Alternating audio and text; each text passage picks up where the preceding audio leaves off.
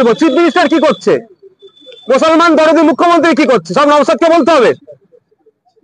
ফিরহাদ হাকিম সাহেব কি করছে, সিদ্দিকুল্লাহ চৌধুরী সাহেব কি করছে, পরিষদীয় মন্ত্রী কি করছে, সব নওশাদকে বলতে হবে না? আমি ইতিমধ্যে বলেছি, শুভেন্দু বাবু মাদ্রাসা ছাড়া রাজনীতি করার ওনার আর জায়গা নাই। হরিচাঁদ ঠাকুর, গুরুচাঁদ ঠাকুরদের আমরা ইতিহাস জানি। হরিচাঁদ ঠাকুর কোথা থেকে পড়াশোনা করেছে, বাল্যকালে প্রাথমিক শিক্ষা কোথা থেকে অর্জন করেছে, ওটা দেখার দরকার। শুভেন্দু বাবু জেনে শোনা ইচ্ছাকৃত ভাবে মাদ্রাসাকে ডেকে দেওয়ার চেষ্টা করছে। শুভেন্দু বাবু মাদ্রাসা ছেলেদের স্বাধীনতা সংগ্রামের ইতিহাস ভালো করে জানেন। স্বাধীন ভারতের প্রথম শিক্ষামন্ত্রী মাদ্রাসার একজন ছাত্র। মাদ্রাসার ছেলেরা দেশ বিদেশে নাম করছে। মাদ্রাসা শিক্ষার আমূল পরিবর্তনের দাবি আমরা করছি, আধুনিকরণের দাবি করছি, কিন্তু শুভেন্দু বাবু মাদ্রাসাকে ডেকে দেওয়ার চেষ্টা করছে। শুভেন্দু বাবু একবারের জন্য বললেন না যে 614টি হাই মাদ্রাসা, সিনিয়র মাদ্রাসা আছে, সেই মাদ্রাসায় প্রায় 10,000 শিক্ষক শিক্ষাকর্মী নাই, সেটা পূরণের দাবি একবারও করলেন না। শুধুমাত্র মাদ্রাসাকে ডেকে দিয়ে উনার ভোট ব্যাংকে বাড়ানোর চেষ্টা করছে। আমি শুভেন্দু বাবুকে চ্যালেঞ্জ করে বলছি, একটা শিক্ষা প্রতিষ্ঠানের নাম বলুক মাদ্রাসা যেখান থেকে অনৈতিক কার্যকলাপ হয়। অভিযোগ অনেকের নামে দিয়েছে, কিন্তু অভিযোগের সত্যতা কোথায়? অমুক মাদ্রাসা এ হয়েছে, তমুক মাদ্রাসা, আরে কোরআন শরীফ, আম্বাপাড়া, কায়দার কিতাব দেখি কি বলছে, এটা কি জঙ্গি কার্যকলাপের জন্য এগুলো হয়? আর ওটার মানেটা যদি না শুভেন্দু বাবু পড়তে পারে বলুন, আমি ট্রান্সলেট করে দিচ্ছি। আর শুধু তাই নয়, বেনারস হিন্দু ইউনিভার্সিটি অ্যারাবিক ডিপার্টমেন্টের যিনি এইচওডি ছিলেন, আমি 2012 সালের কথা বলছি, তিনি একজন নন মুসলিম পণ্ডিত মানুষ। নওশাদ সিদ্দিকী যদি না ট্রান্সলেটটা যদি ভুল হতে পারে, তাহলে বেনারস হিন্দু ইউনিভার্সিটির তৎকালীন সময় যদি ট্রান্সলেট করেন না, মানে কি কি আছে, আম্মাপাড়া কি আছে, সবই শুভেন্দু বাবু জানে। দুটো সম্প্রদায়ের মধ্যে বিভেদ লাগিয়ে তার ভোট ব্যাংকটাকে ধরে রাখার চেষ্টা করছে। আর এর জবাব নওশাদ সিদ্দিকীকে দিতে হবে কেন?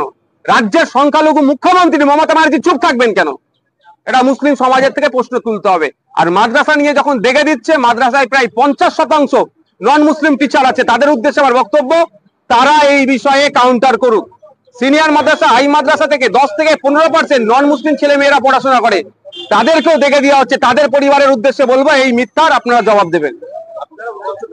যথেষ্ট শক্তিশালী, সেই জেলাতে তৃণমূল কংগ্রেসের রাজনৈতিক সমীকরণ কোথাও বদলে যাচ্ছে, আর যেখান থেকে দেখা যাচ্ছে যে জ্যোতিপ্রিয় মল্লিককে গুরুত্ব দেওয়া হচ্ছে, নারায়ণ গোস্বামীকে নিষ্ক্রিয় করে দেওয়া বা নারায়ণ গোস্বামীর গুরুত্ব কমছে কোথাও। দেখুন, আমরা হাওড়া, হুগলি, উত্তর চব্বিশ পরগনা, দক্ষিণ চব্বিশ পরগনা, মালদা, মুর্শিদাবাদ, রাজ্যের বিভিন্ন জায়গায় সংগঠন করছি। আমাদের বিভিন্ন জায়গাতে যথেষ্ট সাড়া আছে। আমরা রাজনৈতিক ভাবে নবীন, ফলে আমাদের সংগঠনটাকে গুছিয়ে উঠতে আমাদের দেরি হচ্ছে। উত্তর চব্বিশ পরগনা, দক্ষিণ চব্বিশ পরগনা অবশ্যই আমাদের একটা শক্তিশালী জায়গা, সেখানে আমরা আমাদের মতো সংগঠন করছি। কে কাকে তৃণমূল কংগ্রেস কাদের কি জেলখাটা, কাকে কি দায়িত্ব দেবে, ওতে আমাদের ফারাক পড়ে না। হ্যাঁ, এরা হিংসাতে আমাদেরকে হারিয়ে দিচ্ছে, প্রশাসনকে কাজে লাগিয়ে মিথ্যা কেস দিয়ে আমাদেরকে দমন করার চেষ্টা করছে। যদি নিরপেক্ষতার সাথে মানুষের মতামত দেওয়ার জায়গা থাকে, উত্তর চব্বিশ পরগনা, দক্ষিণ চব্বিশ পরগনায় দুটো জেলার কথা আমি দায়িত্ব নিয়ে বলতে পারি, তৃণমূল কংগ্রেসকে অন্য কোনো দলের প্রয়োজন হবে না, আইএসএফই পরাস্ত করতে প্রথম সারিতে থাকবে। মোশাররফ হোসেন গতকাল মুখ্যমন্ত্রী তার মডেলের প্রশংসা করলেন। তার মডেল হচ্ছে মূলত অন্তর্ঘাত রুখে দেওয়া। তৃণমূল কংগ্রেস কোথাও অন্তর্ঘাতে ভয় পাচ্ছেন, তাই মমতা বন্দ্যোপাধ্যায় তার মডেল ফলো করতে বলছেন। যে দলের কোনো নির্দিষ্ট আইডিওলজি নেই, আদর্শ নেই, নীতি নেই, সেই দলের অন্তর্গত হওয়া স্বাভাবিক। যে দলটা সম্পূর্ণরূপে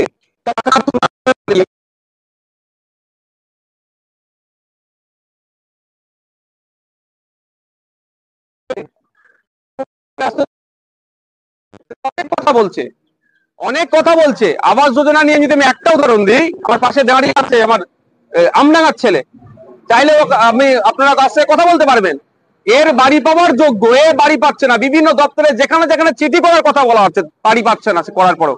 কিন্তু এ যদি 20,000 টাকা দিতে পারতো, তাহলে এর বাড়িটা পেয়ে যেত। এটা মুখ্যমন্ত্রী জানে না? নবান্ন থেকে অনেক কথা তিনি বলছেন, সভাঘর থেকে প্রেসকে বলছেন যে দুর্নীতি প্রশ্রয় দেব না, কিন্তু তার দলের বুথ স্তরের বিভিন্ন স্তরের নেতারা যেভাবে দুর্নীতি করছে, শুধু আবাস যোজনার একটা উদাহরণ নাই, প্রতিটা সেক্টরে এই ধরনের উদাহরণ আছে। তারা টাকা তুলছে, এই টাকা তোলার রেশিওটা কার হাতে, মানে কে কোথাটাই ঊর্ধ্বতন নেতাদের কাছে পাঠাবে, কে পাঠাবে, এটা নিয়ে এখন কন্ট্রোল কে করবে, এটা নিয়ে এদের অন্তদ্বন্দ্ব। মুসলিম মুখের ক্ষেত্রে কোথাও পরিবর্তন আনতে চাইছে, মানে সামিরুল ইসলাম যথেষ্ট গুরুত্ব পাচ্ছেন, মোশাররফ হোসেন গুরুত্ব পাচ্ছেন, সিদ্দিকুল্লাহ চৌধুরী, ফিরহাদ হাকিমদের পরিবর্তে মানে মমতা বন্দ্যোপাধ্যায় এই ক্ষেত্রে যে নবীনদের বেশি ভরসা করছে? দেখুন, আমি এই তত্ত্বে একদমই বিশ্বাসী নয় যে ফিরহাদ হাকিম সাহেব মুসলমান বলে বড় কিছু করে ফেলবেন মুসলমানদের। সিদ্দিকুল্লাহ চৌধুরী সাহেব বিশাল কিছু করে ফেলবেন, জাভেদ খান সাহেব বিশাল কিছু করে ফেলবেন, মুশাররফ সাহেব বিশাল কিছু করে ফেলবেন, সামিরুল সাহেব বিশাল কিছু করে ফেলবেন। আমি এই তত্ত্বে বিশ্বাসী নয়, কারণ আমি তো বিধানসভার মধ্যে দীর্ঘদিন ধরে আছি, মানে আমার পিরিয়ডটাতে আমি তো সেই অর্থে কামাই করিনি। যখন জল জমি জঙ্গলের অধিকার কেড়ে নেওয়া হচ্ছে, আদিবাসীদের উপর অত্যাচার নামছে, সে দেউচা থেকে শুরু করে অগরপুর থেকে শুরু করে বিভিন্ন জায়গাতে বিধানসভার মধ্যে তৃণমূলেরও অনেক আদিবাসী সমাজের সংরক্ষিত কোটা থেকে এসে এমএলএ হয়ে আছেন, মিনিস্টার হয়ে আছেন, তাদের মুখে কোনো কথা নাই। এসটি কমিউনিটির উপরে যখন দমন পীড়ন হচ্ছে, তখন তাদের বিরুদ্ধে কোনো কথা নাই, দেখতে পাচ্ছি না। তাই মুসলমান না বলে এরা সবার কাছে নতুন কোনো দিয়ে আবার ভুল বোঝানোর চেষ্টা হচ্ছে।